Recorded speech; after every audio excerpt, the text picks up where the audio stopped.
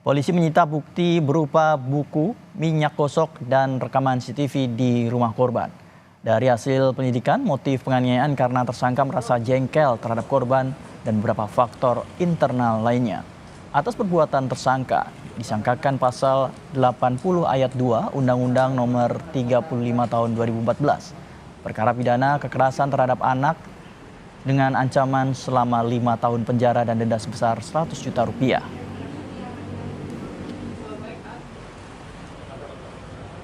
Motif berdasarkan hasil penyidikan dalam BAP, pengakuan dari pelaku motifnya adalah tersangka ini merasa jengkel dengan korban akibat ketika itu korban ingin diobati karena bekas cakaran yang ada di tubuh korban, namun korban menolak, tidak mau. Selain itu juga pengakuan dari tersangka ada beberapa faktor pendorong personal pengakuan tersangka pada saat itu ada salah satu anggota keluarga dari tersangka yang sedang sakit.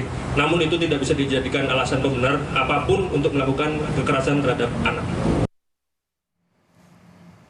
Kedua orang tua korban kekerasan terhadap anak berharap tersangka diberikan hukuman yang seberat-beratnya. Perlakuan tersangka kepada korban tidak bisa dimaafkan karena tersangka sempat berbohong menyatakan korban terluka karena terjatuh.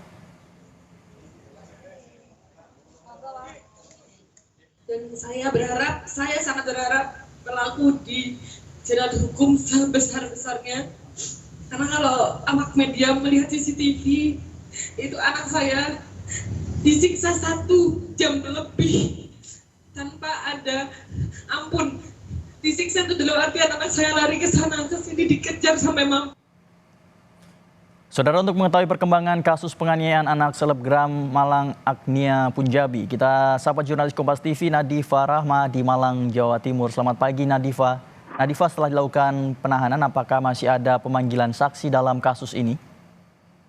Ya, selamat pagi Fajri dan saudara. Kasus penganiayaan seorang balita umur 3,5 tahun yang juga anak dari selebgram Agnia Punjabi ini, memang saat ini pelaku sudah ditetapkan sebagai tersangka penganiayaan seperti itu. Karena memang pelaku yang sebelumnya juga pengasuh dari korban ini melakukan penganiayaan hingga korban memiliki luka lebam di wajah seperti itu. Dan akhirnya kedua orang tuanya pun melaporkan hal tersebut ke Polresta Malang Kota. Dan setelah dilakukan dilakukan juga pemeriksaan terhadap saksi dan juga bukti-bukti.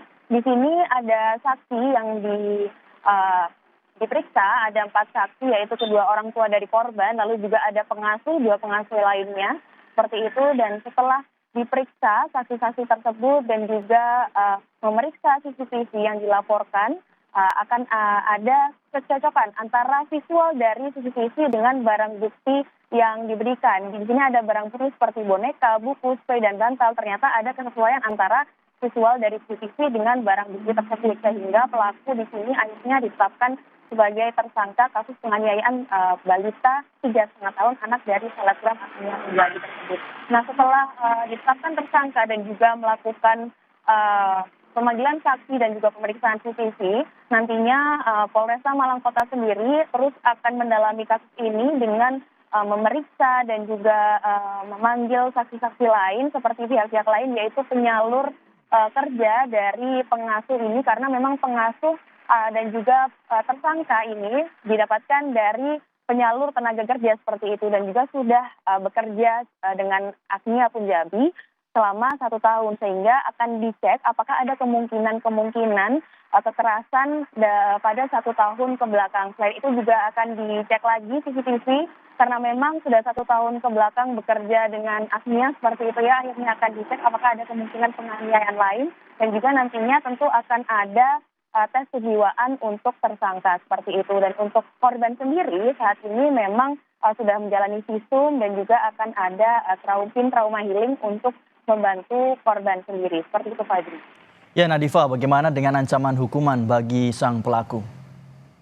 Ya, setelah di pemeriksaan saksi, CCTV, dan juga nantinya masih ada proses pemeriksaan lagi ya dengan penyalur tenaga kerja, lalu juga pemeriksaan sisi lain terkait dengan 1 tahun kebelakang bagaimana apakah ada kemungkinan penganiayaan lain. Untuk saat ini memang sudah ditetapkan tersangka dan akan dijerat pasal 80 ayat 2 Undang-Undang RI nomor 35 tahun 2018 dengan hukuman maksimal 5 tahun penjara. Seperti itu, Fajri. Ya, dari pihak kepolisian masih terus mendalami apa yang menjadi motif kekerasan tersebut dan memanggil beberapa saksi-saksi termasuk penyalur pekerja pembantu pengasuh anak tersebut. Terima kasih Nadifa Rama melaporkan langsung dari Malang, Jawa Timur.